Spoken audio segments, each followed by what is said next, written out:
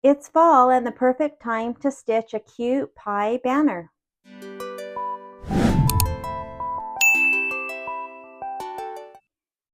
Today I'm going to stitch out this cute pie banner. I purchased this pattern from my girlfriend's quilt shop, and this pattern comes with two versions, a regular sewing version that you can do all on your sewing machine, and then a machine embroidery version.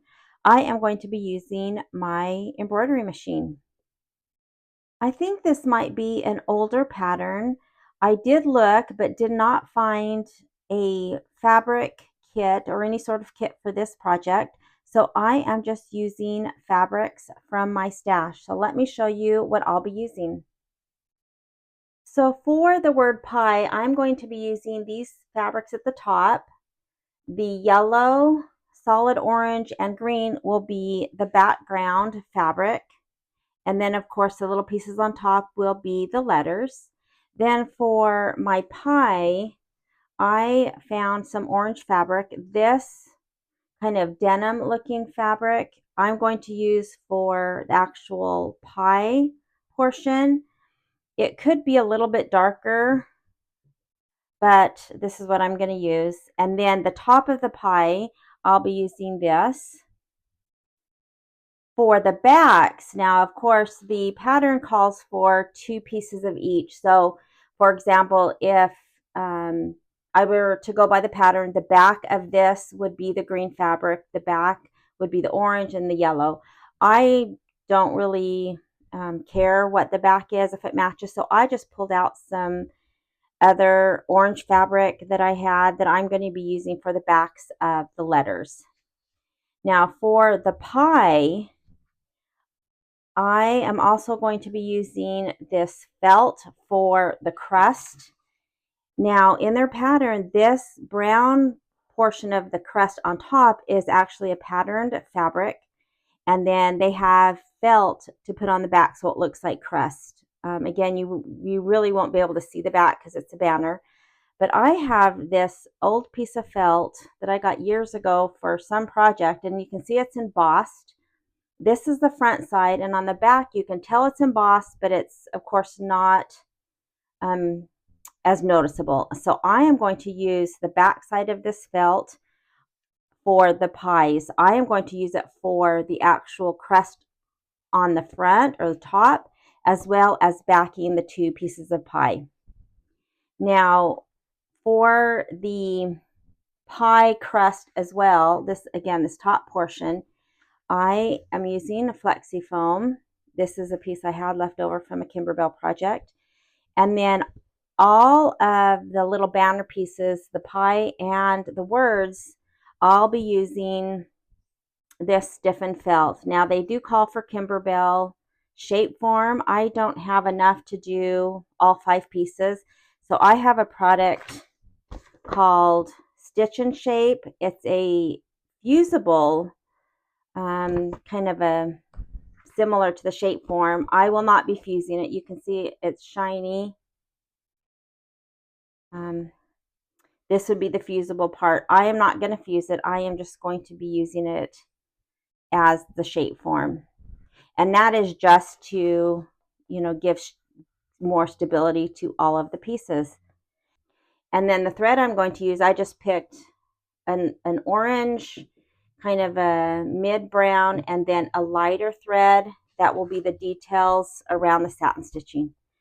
All right, so the first thing I'm going to do is back all my pieces with fusible interfacing. I don't think it actually says to do that, but I find that when I applique, I just like the smoothness that the interfacing gives. So I have a few pieces that I've already backed, some pieces that I haven't backed yet. So I'm going to go and back all of the pieces, and then we can start stitching this out. Also, this does call for wash away stabilizer, so I have some water soluble stabilizer, and that is so that when this is, for example, cut out of the wash away and it has the satin stitch around each of the banners, that you can take a Q-tip and dissolve it right along the edge so that you won't see it. If you use a cutaway, you might be able to see that little white, because this is not something that's stitched and then flipped inside out. It's all stitched right side out. And so whatever stabilizer is on the edge, you will potentially see, unless you use wash away, that you can dissolve. All right, so I'm going to fuse the rest of my fabrics, then we can get started. The first thing I'm going to do as I get ready to fuse this is I have laid my roll of fusible interfacing up, and I've kind of just placed them so that I can, use the least amount. I have a piece over here that extends that I'm going to use.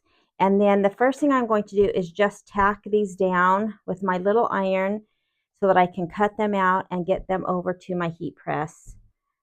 I could sit and iron this, but I find that my heat press is so fast and it gets so much pressure all at once that it gives a much better tack down of the interfacing. But I do just lightly tack it down just so that I can lift it up and cut this out. Let me cut these out and I'll show you my heat press.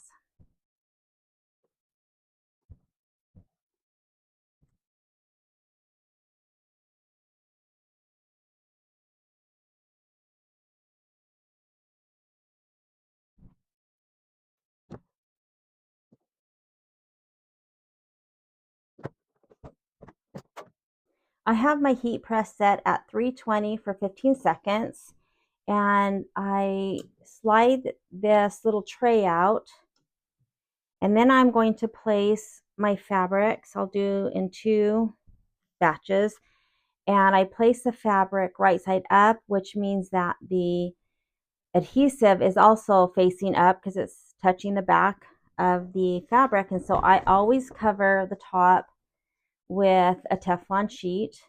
I will push that back in and then hit start, and it's automatic. It will adjust the pressure as needed, and then it will end, and the top will come up when it's finished. So now I can slide the tray out, and now this is well adhered, and it's so fast and so much easier than ironing. All right, so for my other 2 pieces, I will also place them right side up,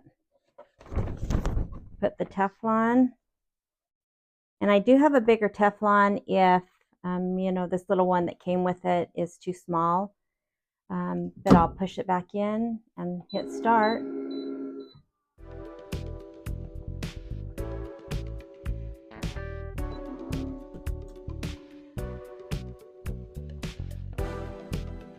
And now these are also well adhered and super fast. All right, let's get our banner started. The first step is going to be the placement of the shape form. And I am using 2 layers of the wash away, which is what they recommend. And so I am also using the thread that will be the first thread color that will be around the letter. And so I have just already put that in, and it will go ahead and do the placement, and then I'll place my shape form.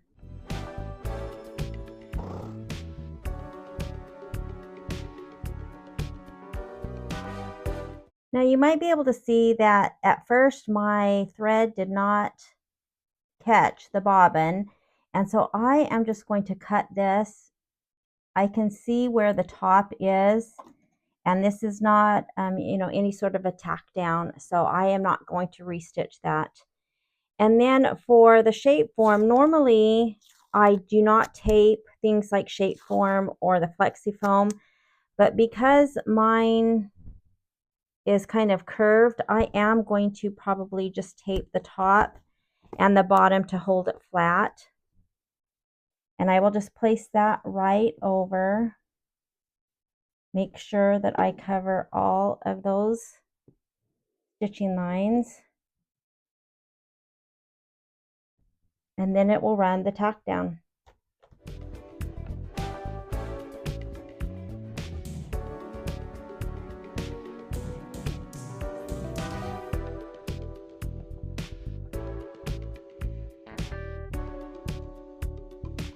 And now I'll go ahead and trim right next to that stitching line.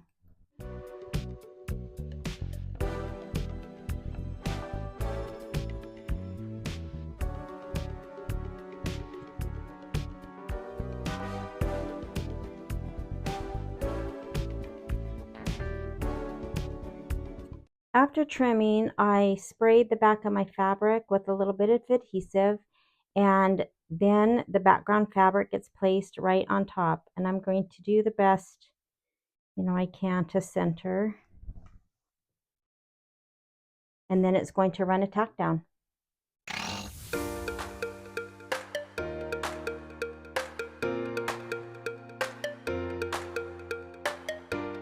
Now the next step is going to run the placement for the letter. And now I will place the fabric, just making sure that I cover all of those placement lines.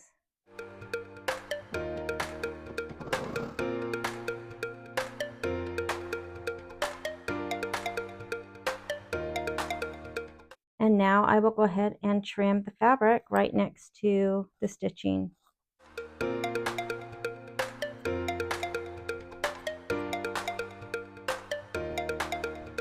Now it's going to do the satin stitch, and then it's going to do a detail with a different color thread over the satin stitch. So if you are using a different color for all the steps, now's the time to change the color for the satin. All right.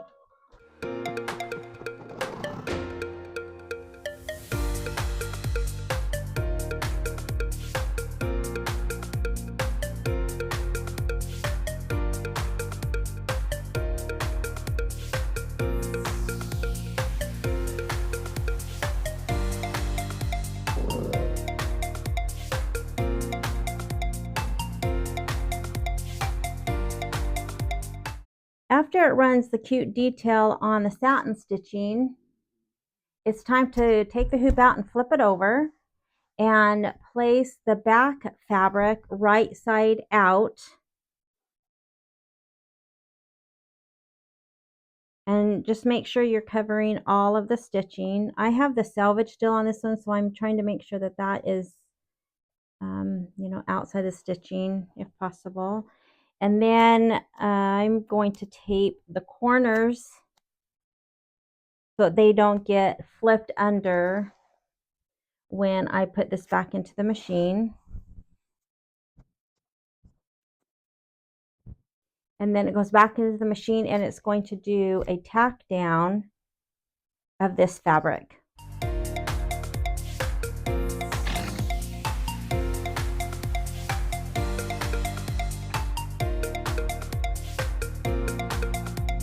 Now after the back is tacked down, both fabrics on the front and the back of the hoop need to be trimmed right next to the stitching before it does the satin stitch to finish this up.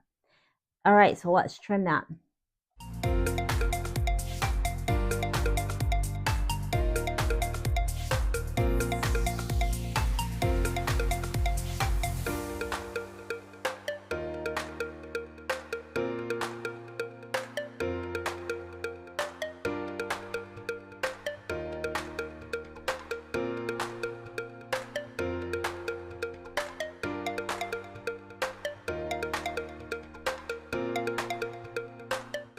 Now it's getting ready to do the satin stitch around this rectangle. And this is a 10-minute stitch out. And that's a lot for a satin stitch for a little rectangle. So this is a very stitch heavy, dense satin stitch that will, cover the flex form, which is kind of our stiff felt, and then, the fabrics. And so this is a pretty long stitch out for just a rectangle. All right, let's get started. I just wanted to say that the very first stitch that it does around is actually the outer part of the satin stitch. And so if you have any fabric or any of the shape form outside of this first round of stitching, then go ahead and trim it. Now's the time to do that. Mine looks pretty good. It's pretty close in a lot of areas, but I think I think it looks good. So just make sure if you have anything outside of that very first round of stitching that you trim it. All right, let's continue.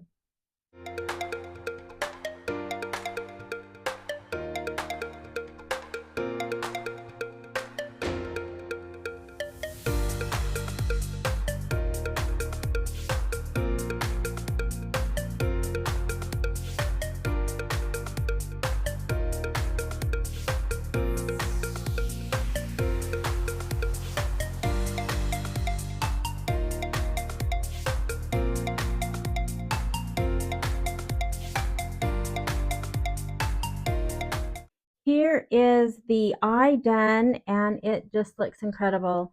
And so I did want to note that when the satin outlining takes 10 minutes, that's because a lot of designers, when they're doing maybe intricate things or stitch heavy, or these are, was a very wide satin stitch, it's built into the machine to slow down. So even though I normally stitch at 8 or 900, which is just slower than my top speed on my machine, it was definitely closer to the bottom end of the stitching. So again, that's probably why it took so long to stitch out.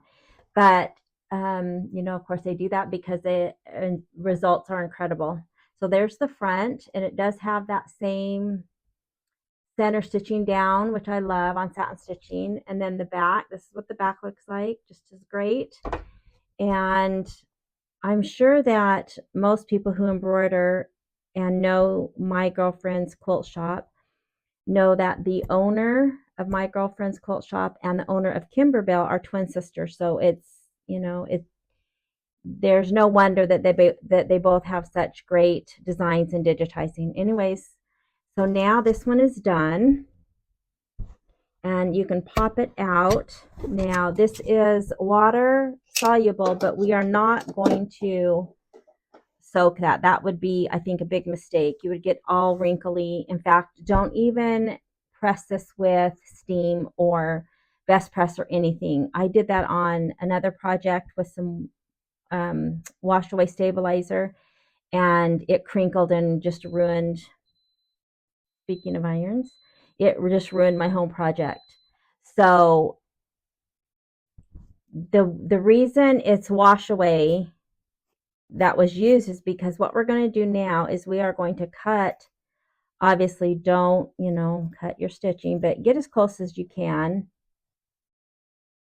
And I'm going to cut all the way around. Let me do this one side.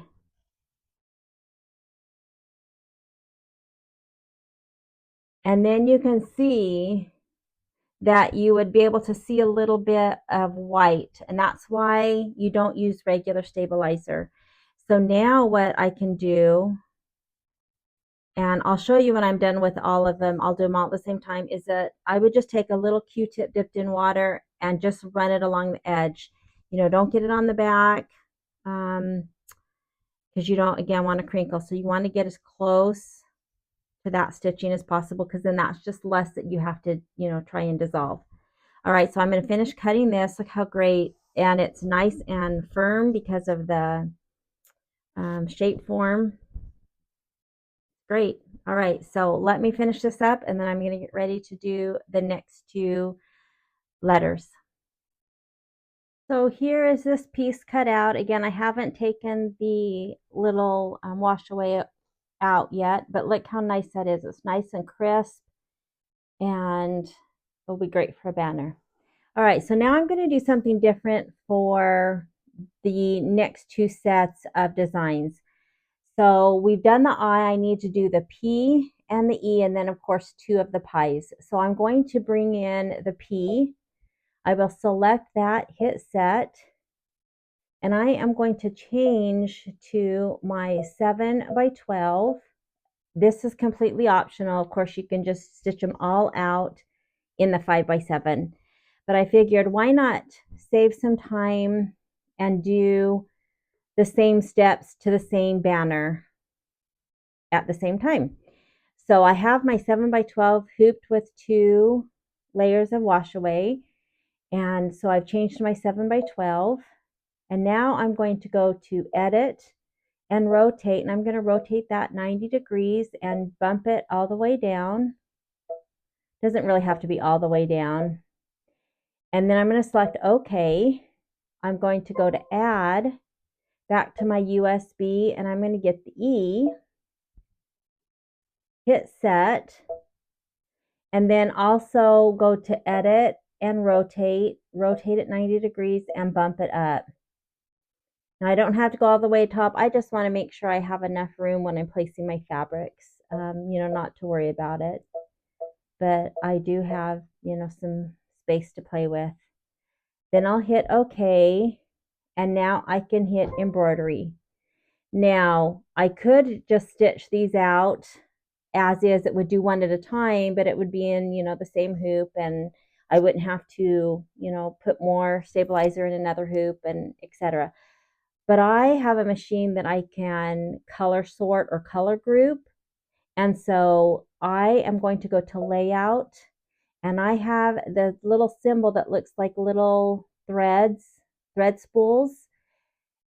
First, let me show you. I'm going to go to the minus plus needle. And if you look at this as is, there are 2 sets of colors. And that's because, of course, it will stitch right now the P out completely start to finish, and then it will start over and do the E. And so there's 2 sets of colors.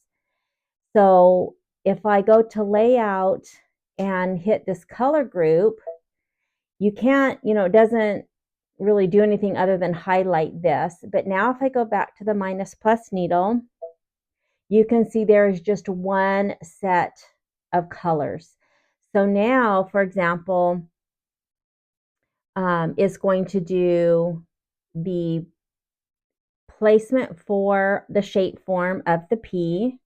Then it's going to do the placement for the shape form for the E. Then it's going to come back and it's going to tack the shape form down on the P, and then go and tack the shape form down for the E. Then it will run the tack down for the fabric and then the tack down for the fabric. So it'll just bounce back and forth because they are the same. They have the same colors, of course, because it's the same design. And so I will be able to do the same step. I won't have to, change colors as often. I can do the same steps easily at the same time. All right, so let's start by doing the placement for both of the shape form.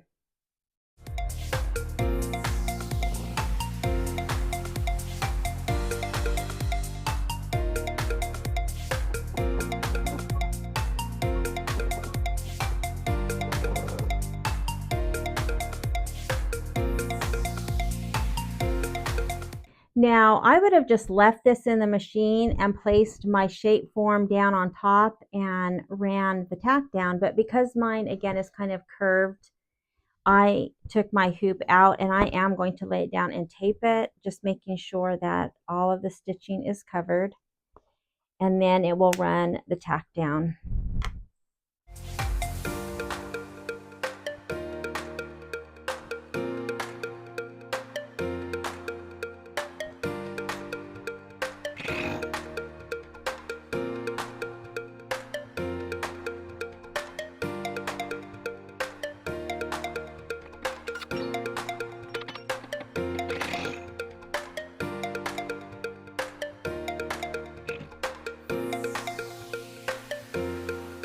Now I'll go ahead and trim the shape form and then come back to place the background fabric. I've trimmed the shape form and I have sprayed the background fabric with a little bit of adhesive spray. And I am just going to place this so that I have a little bit off of each edge. And usually the easiest way I do is just fold it back and make sure I have about equal amounts, and then fold it back this way to make sure I have equal amounts, and that looks good. Now it's going to run the tack down.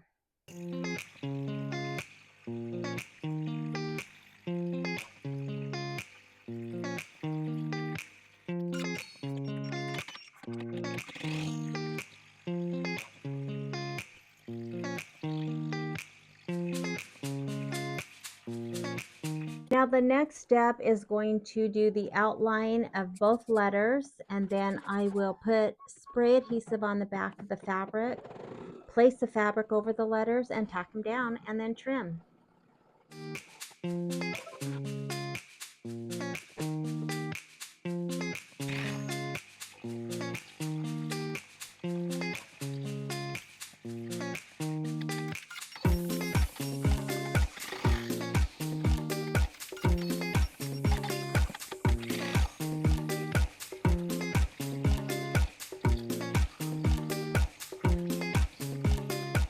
Now I need to trim around the fabric. With the P, I need to, of course, trim out this inside. So I just take a seam ripper, being very careful only to cut through, of course, the top layer. And just get it started. And then I can take my scissors and start cutting around that.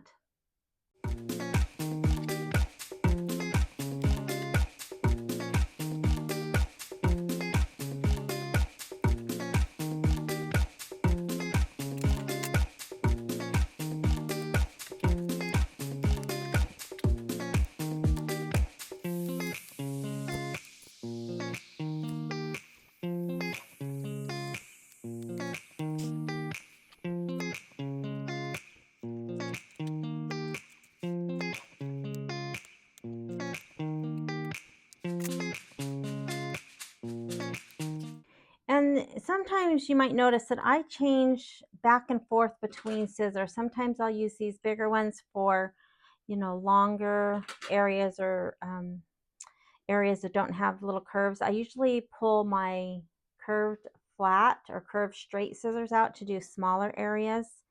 It's just easier to get in. And sometimes I use my snips.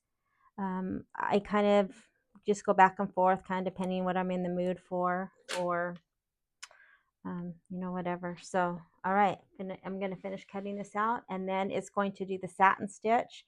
Again, the satin stitch is about 8 minutes, and then it will do the detail.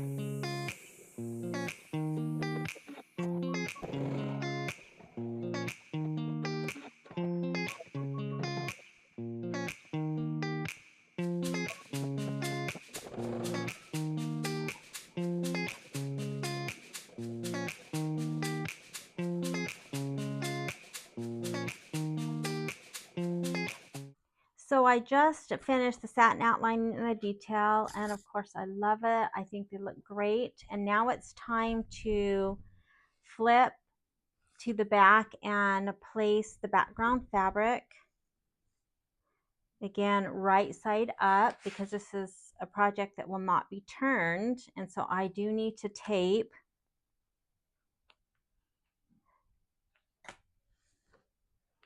So that the corners or none of the fabric gets flipped over while I'm stitching. And of course I'm not pressing too hard because I don't want to push my stabilizer down.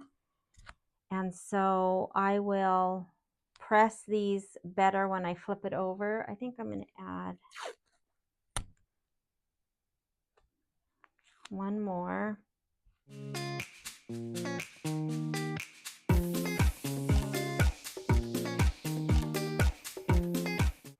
Now, the directions, well, the first thing is the directions didn't give any any colors because of course, you can pick your own colors of fabric. In their picture, it does look like they use the same color outline, at least for the pie words, maybe even part of the pie down here. And so I originally had my orange thread in. I was just going to do orange, but I think I'm going to change to more of the background color. I'm looking at this P and the E, which actually happens to be like mine. And I'm not sure I want the outside to be so defined. I want it to kind of blend in more like the eye that I did. And so I think I'm just going to use this Dijon color. I think that'll look good. And for this color, I have this pistachio color. It might be a little bit light, but I think it will blend better than the orange and have these just be super noticeable comparatively. So that's what I'm going to do. Let's see how that turns out.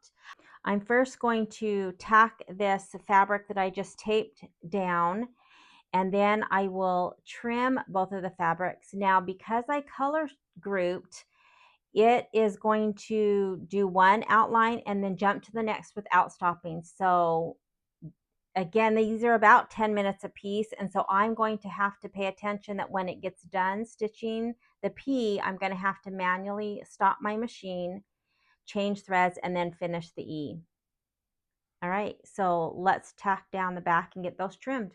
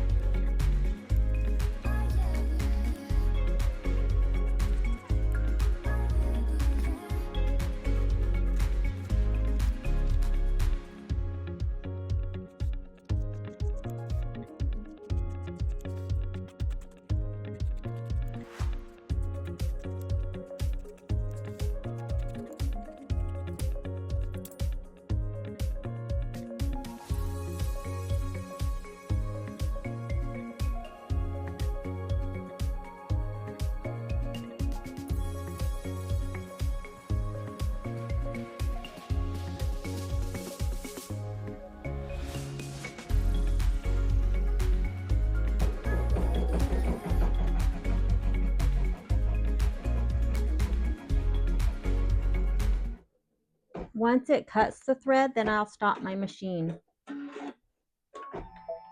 And after you cut the thread, it will always move to the next stitch that's going to start, but it won't start.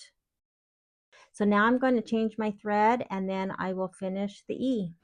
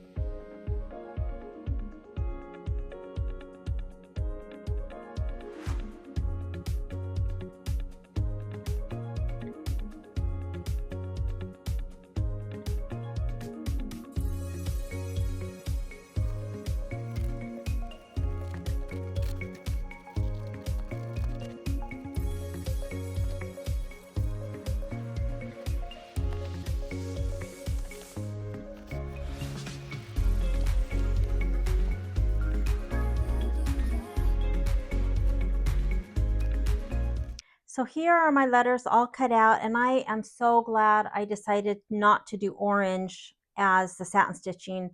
I think that helps the letter stand out and not, bright orange on the yellow and the green. So I'm glad I made that change. So now to get rid of the stabilizer, I just have some water and a little Q-tip, and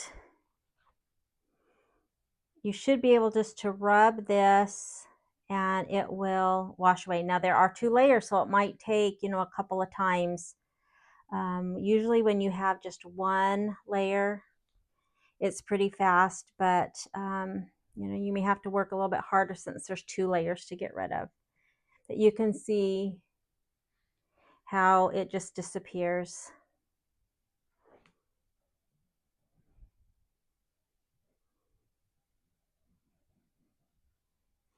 And I really don't want to get the back of this wet. Again, it will start to crinkle and probably not look very good. So I'm just going to try to get just the edges, and that's it.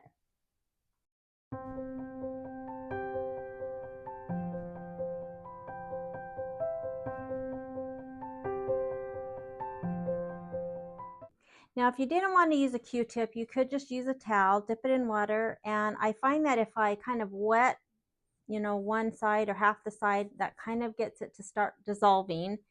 And then with a towel, you can, press a little bit harder and more firm. On the Q-tip, it does start to pull away because it's just, a little cotton ball Q-tip. And so that, I think, ends up being faster. And so I'll just kind of wet that whole side to get it start to dissolve, and then I can, do it a little bit faster with a towel and just wipe with a little bit more pressure than the Q-tip. So that's a little faster, but it doesn't matter. Now when I'm done, I'll cut the few threads that I can see.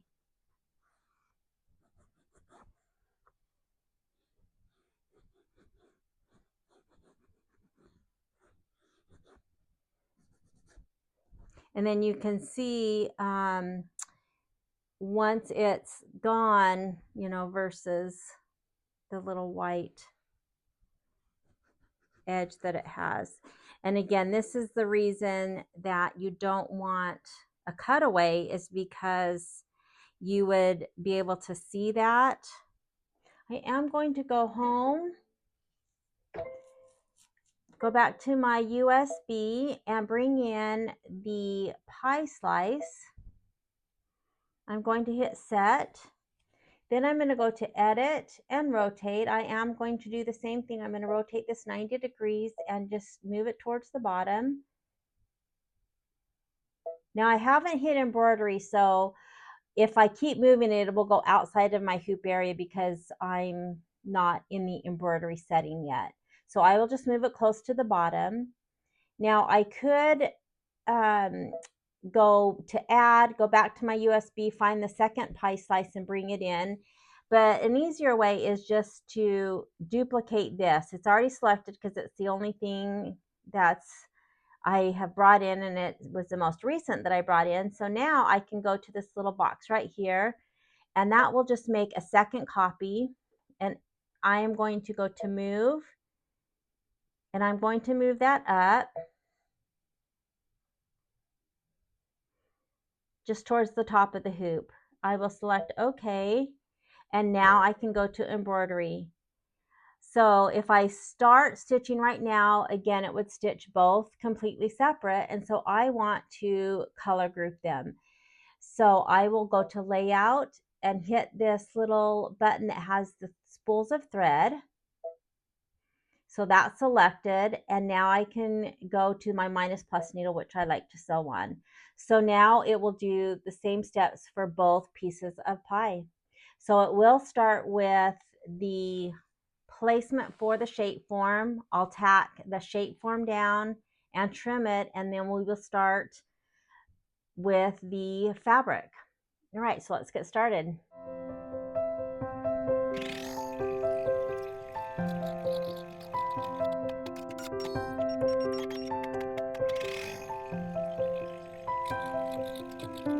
Now this first little piece again didn't catch, and so I didn't go back. I can kind of see that it needs to be past this and then the angle of the pie. So I'm not going to worry about stitching that.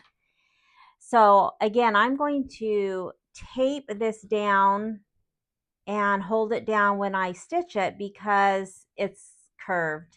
If this was just flat and didn't have this bend in it, then I wouldn't worry about taping it down. But because it's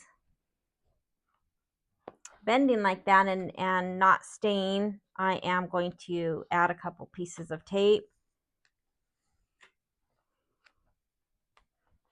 And then I will hold it down as it's stitching out. And I'll just make sure to cover. And you can see even the tape, you know, because it's bending so much, doesn't do a great job. I could tape all of it, but it's good enough just to get to the machine.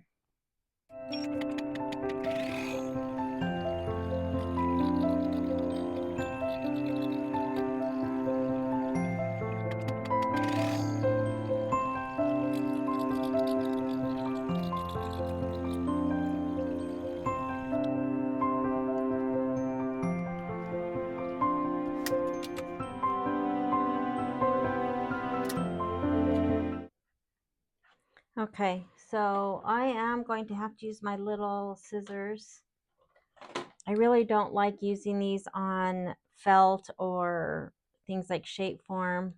I do have like 3 pairs of these, and so I do have another pair that I use only for fabric. You can see I kind of cut these stitches, but that'll be okay. You know, this is pretty thick, and so I have, again, this one pair that I don't mind using for other things if I have to, but I do keep one that I only use for fabric, just like you would your regular fabric scissors. You wouldn't use it on paper or probably felt or anything like that. And so I do have a pair that I would not use on these.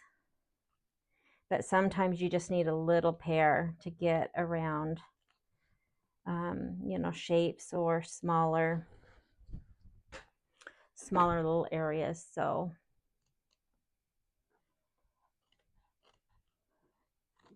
that's what I'll use.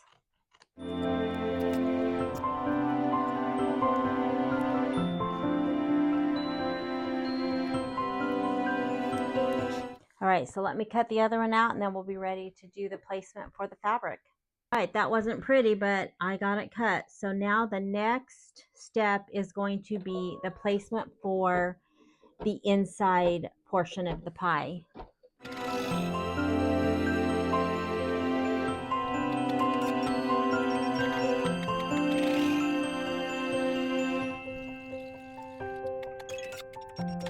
Now normally I would have just left that in my hoop and placed my fabric over, but I do, because I cut a lot of this tack down stitching, I am going to take it out and just kind of pick up some of those threads. This probably wouldn't matter because it's going to have felt and dark fabric, but it's always, you know, a good habit to make sure that there's nothing on your area that might show through or might cause a bump or something. Now, the orange that I'm using for the center of my pie, I've sprayed with a little bit of adhesive spray, and I just need to make sure this is plenty big. I'm just going to make sure that it's covered up, that little V, and then it will tack down and we'll trim.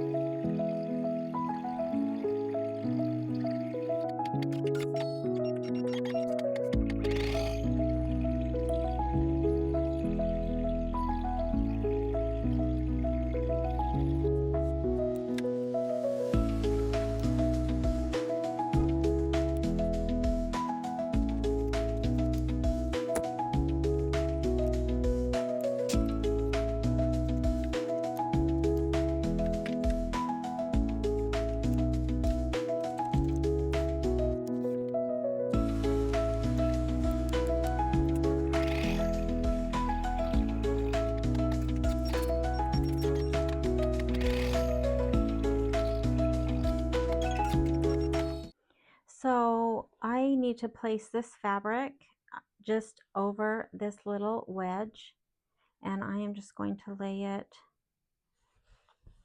not worrying really about where any of this is, just as long as I'm covering. I could even do it kind of, you know, sideways if I wanted. Actually, I think I'm going to turn this around so that they're not exactly the same. All right, now it's going to do the tack down and I'll trim.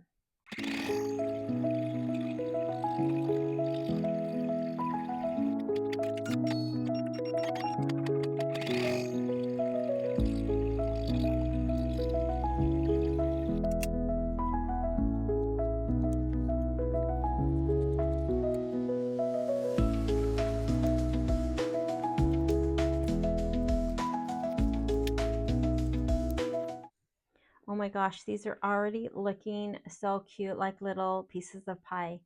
Now, the next step is going to be the placement for the crust. And I do not need that because we know exactly where the crust is going to go. So I am going to use my down arrow. I'm going to skip, and then I need to skip the second one, and then it will do the tack down. So the first is going to be placing the flexi foam. I'm going to let it tack down, and when it cuts the thread to move to the second one, I am going to stop my machine, trim this piece out, and then place it and finish with this one.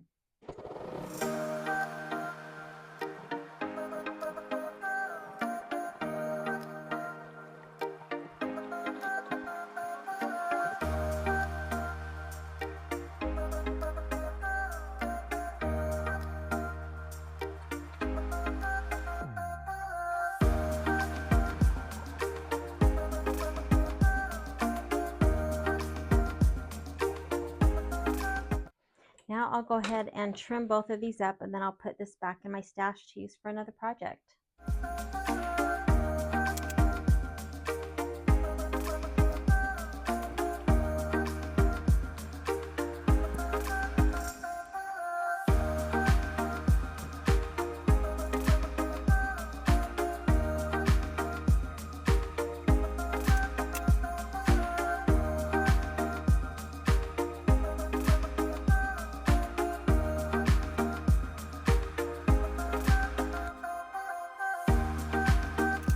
So for the pie crust, I need to add my felt, and I had originally said I was going to use the back side because it wasn't quite as embossed, but I think I'm going to use the embossed side, the right side of it. Maybe that'll give a little bit of texture. I am just going to place this whole piece right over, and then cut off what I don't use. I'll just put back in my stash. All right, so let's get this tacked down.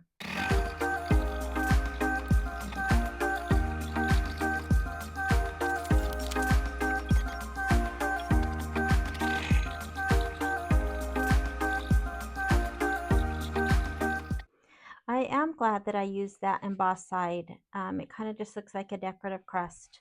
So now I am going to trim it, and I do still have my orange thread, and that will be covered up with the satin stitch with brown later, but I will trim this, and then we will start the satin stitches for the pie.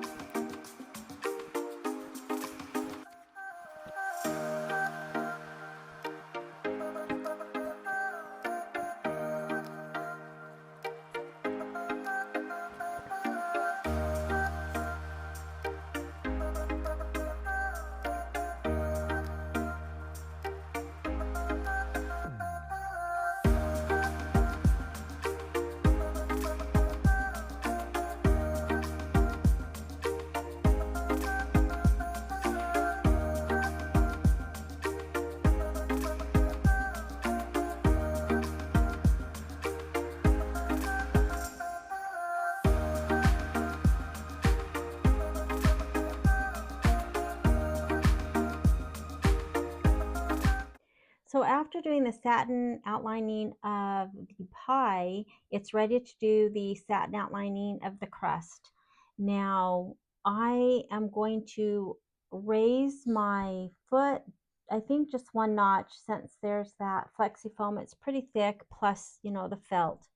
So I'm going to come up to settings, and right where my foot height is, I am just going to hit it once and raise it just a little bit.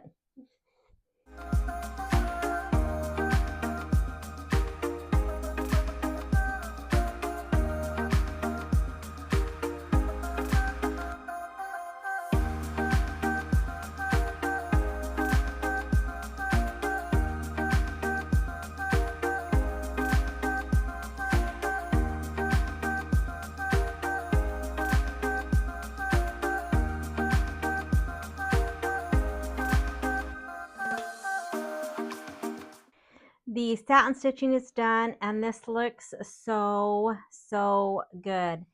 And just to note that the little orange satin outlining for one piece of pie took 9 minutes, so 18 total for the two. And the crust that just got done outlining took 7 minutes each. So this was, a lot of setup rounds, and again, it slowed down because it's, a nice thick wide satin outlining. It looks so good.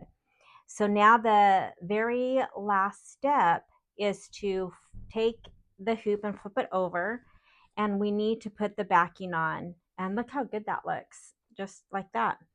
So I mentioned when I was putting the crust on that I was going to save, the extra just in my stash, but of course I forgot that I need to put that on the back.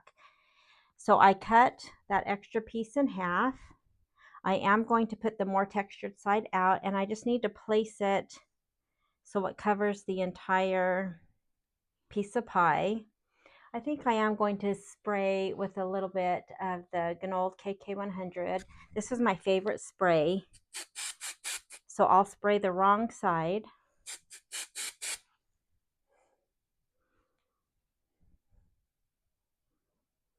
And then just make sure it's placed. Don't press too hard, of course, on the back. I am going to tape as well. And then I'll press down when I flip it over.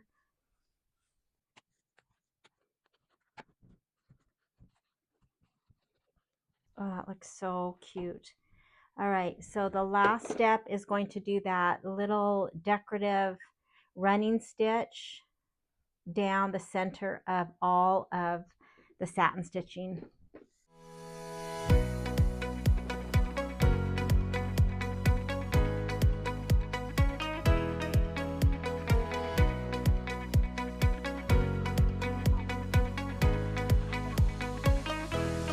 So I had a little mishap right here. So I am going to pull this out, and my thread didn't cut right here. So I am going to cut this little piece.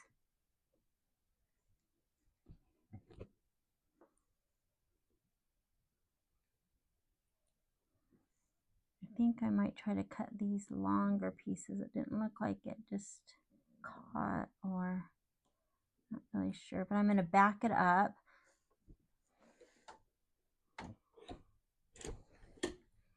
And it looks like it did fine over here. So I am just going to, I'm going to put my machine on the slowest, and I'm just going to go back a little bit. And then when it gets to this point where it starts looking good, I'm going to stop. So in order to do that, here's my little green arrow. So I know it went up, and then it just moved when it didn't cut. And it looks like it's going to do this part right here. So I am just going to use the back arrow.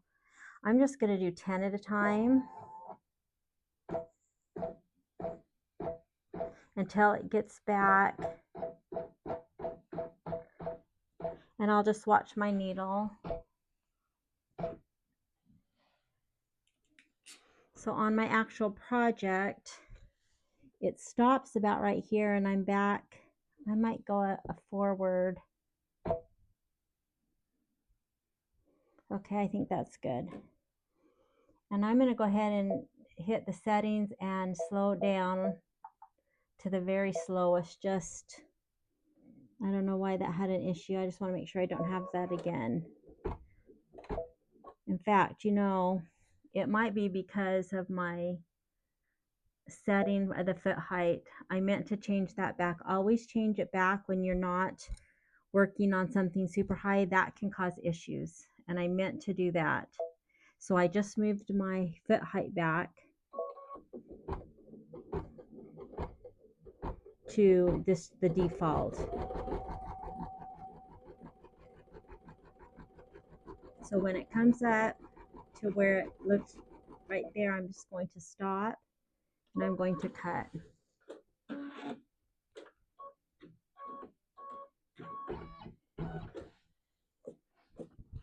I'm going to cut this little piece that didn't cut that tail.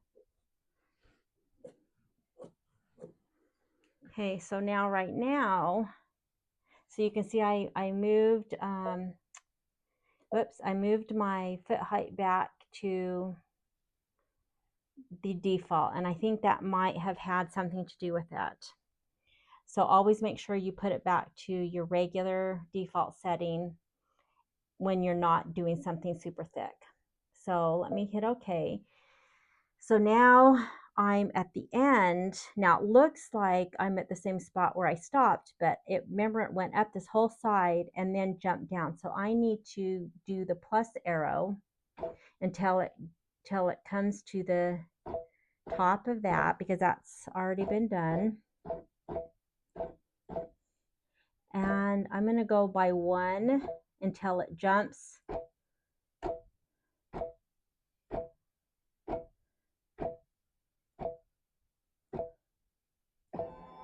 So now this is where I ended up before I went back. So now I'm ready to just start this portion. I'm back at where I ended and I fixed that little gap that was messed up. All right, so now I can continue.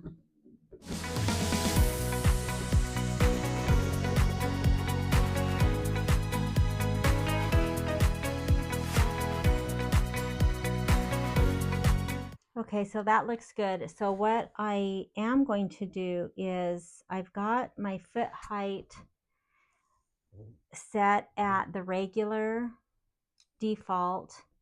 I'm going to let that run through all of the orange, and then it starts on the crest. Now it doesn't stop, but I am going to stop my machine once it gets done with the orange, and I'm going to change my foot height back up one notch. Even though I'm on the slowest speed, I think it needs to be raised when it goes over, especially this part of the crest. So I'm going to do a little bit of both on the second one.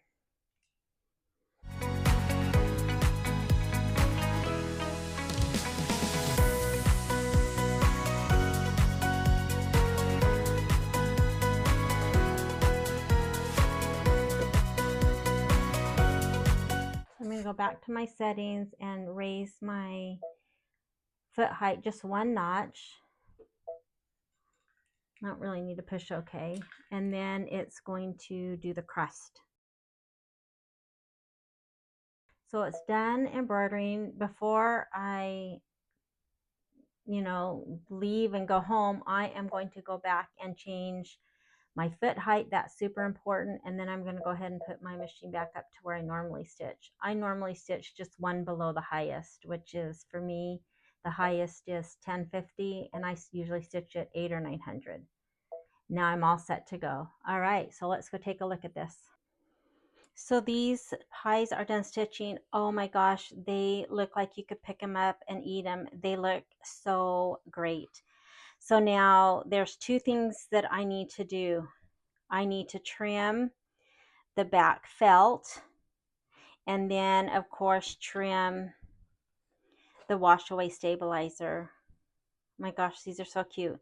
I do want to mention that on theirs it looks like they might have left the felt a little bit beyond, not really beyond, but I guess, you can't trim it so it won't be seen, and that kind of makes it looks like there's crust underneath the pie. So I'm going to go ahead and I cut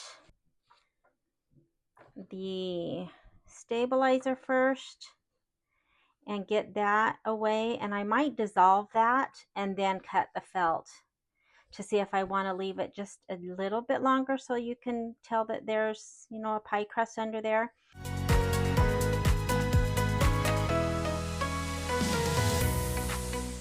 Okay, so that's how I'm going to do the first step, is cut the stabilizer, leaving the felt.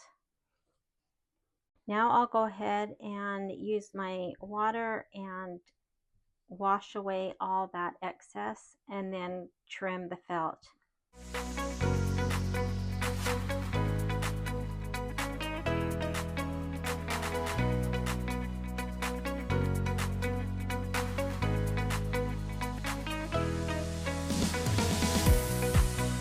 I am going to let these dry before I trim the felt. You can see how, they got a little bit wet. So everything is dried, and now the directions do say to cut about 1/8 of an inch. And that's, I think, two reasons. One, so that you won't cut into the stitching, and two, so it kind of looks like a little pie crust. So I'm going to trim all the way around, and then we'll be ready to put the banner together.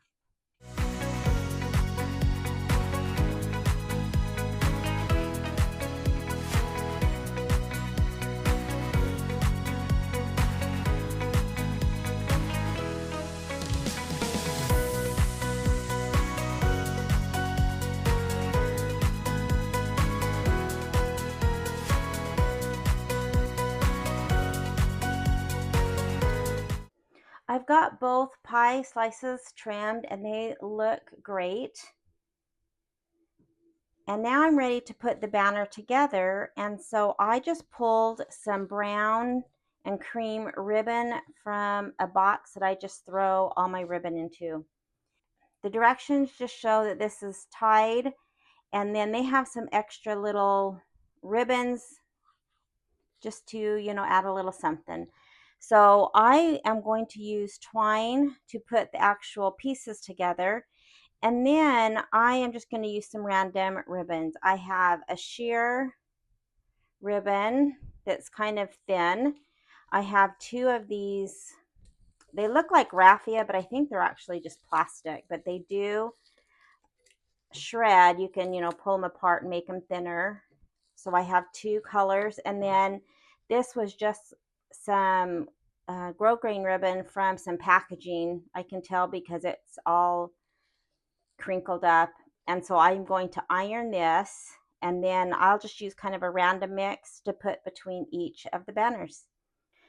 I tried a few things with the ribbon, and I decided that the thick brown ribbon, which I really like, was just too thick.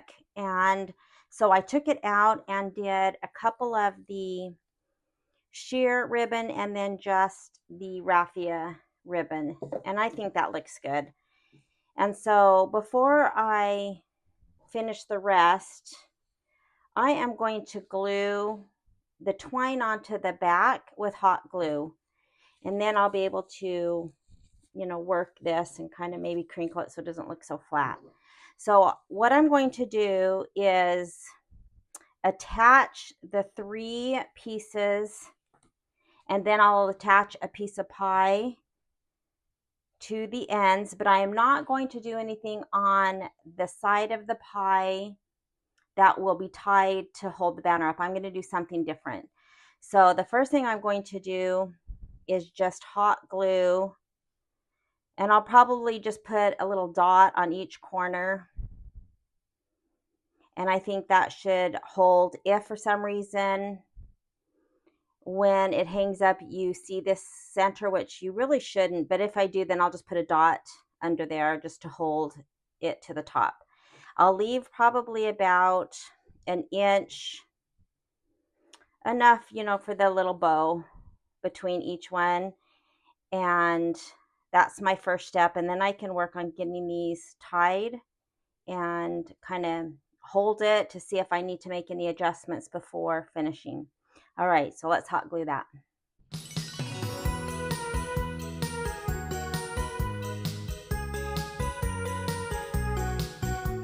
I'm going to take my paper tape that I use to hold things down in my hoop, and it's a little wide this way, but if I turn it this way, it, I think, gives the perfect space.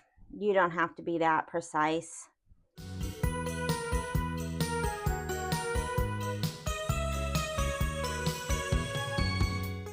I think I am going to go ahead and put one just in the center.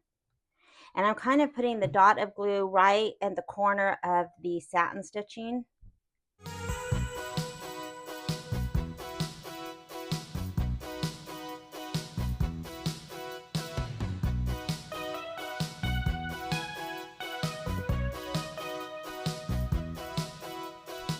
And then that puts the twine right under the satin stitching. I think that looks good.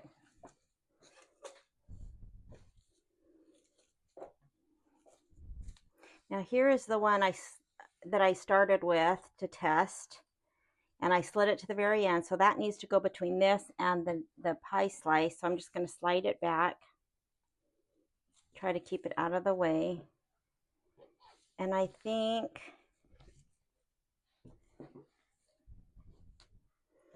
about the same between this part, this little straight part of the crust.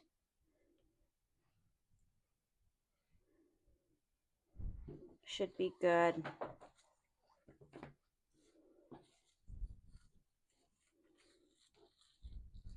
I'm going to get a clip to hold that.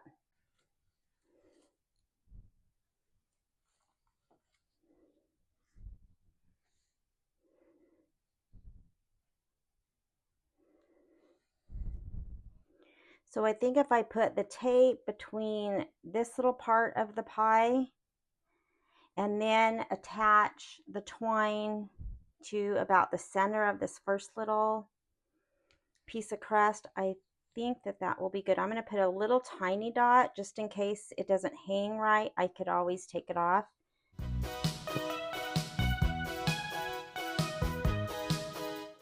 But I'm not doing anything on this side yet.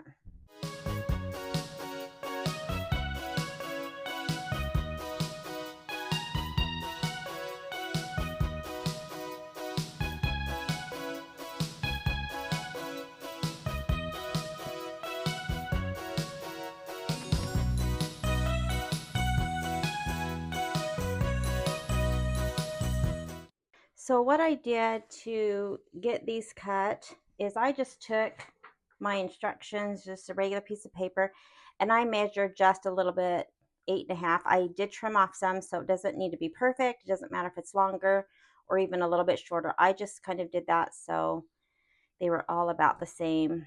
Now this one I do need 2.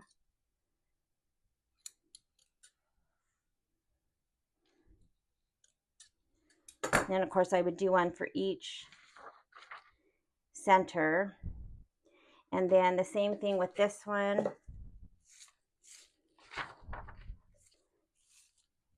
I just doubled it because it's kind of thin and just did it about 8.5.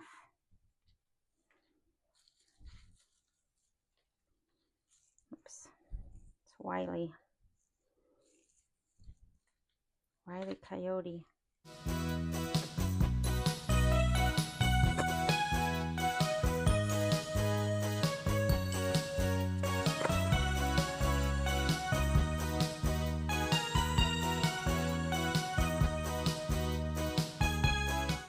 And again, we're going to cut quite a bit, so I just have that. And then I just need to tie, I guess you could tie them one at a time. Maybe it might make them a little bit more random. Kind of a little bit looser, that might be good.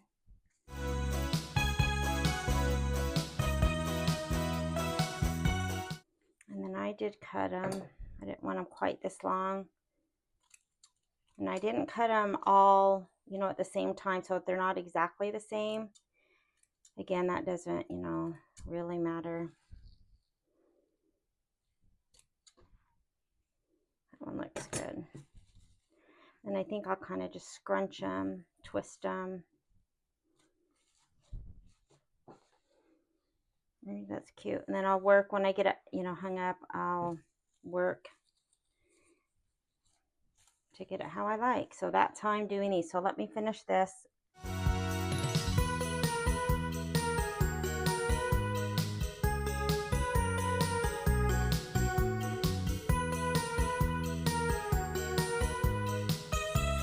I think that's looking so cute. So I have the last two ribbons for the ends, but I need to put my twine on the last piece of pie so I can hang it. So I think what I'm going to do is just take a length.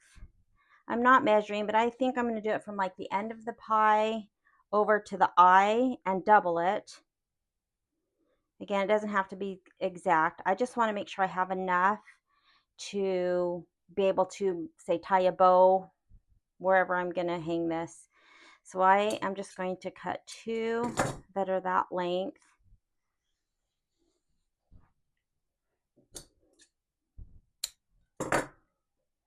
Whoops.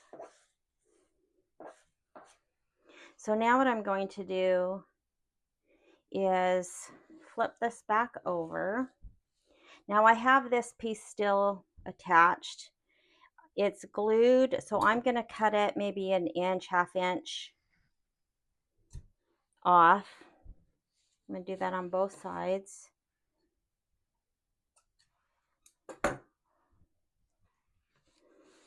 And now I'm going to take this piece that I just cut, I'm going to fold it in half, and I'm going to glue this little fold about the same spot as I did on this side, so kind of in the center of this little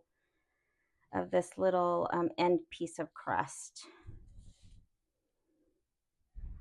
And if I hang, this is going to go kind of up because it's going to maybe have a slight, you know, curve. So I probably want this to go up like this. So when I flip it over, it's going to be, you know, heading towards me and not straight out. I think that will be good.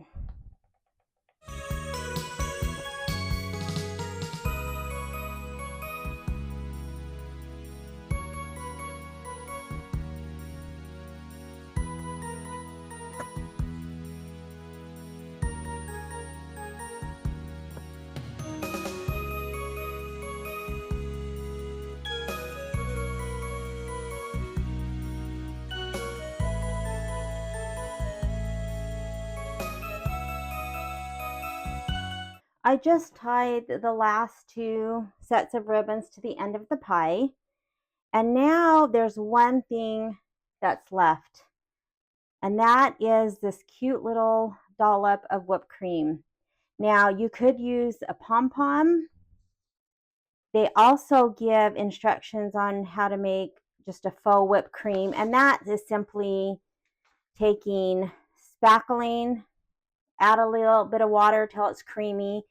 You can put it into either a disposable piping bag or just a sandwich bag with a star tip, and then squeeze like you would when you're decorating a cake. You would need to let that dry, and then you could just glue that on.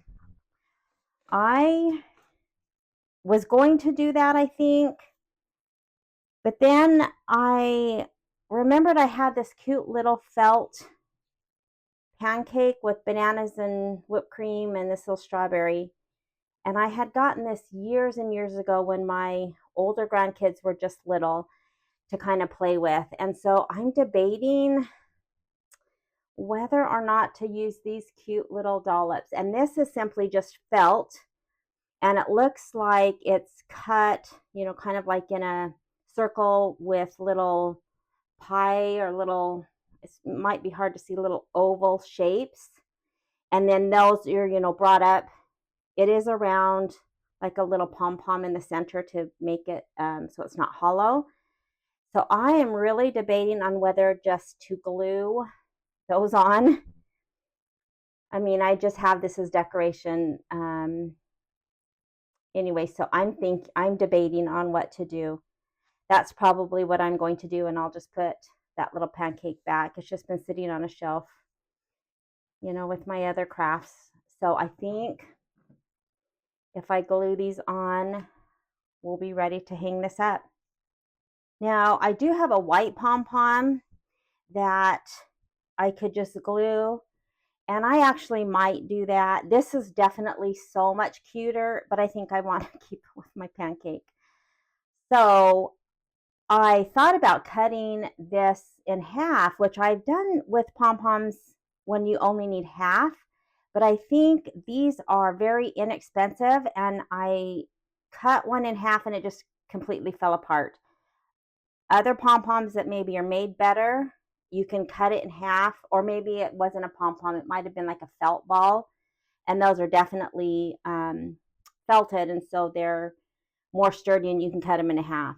So I think I actually am just going to do a pom-pom, you know, and keep my cute little pancake. All right, so let me glue these on and get it put up.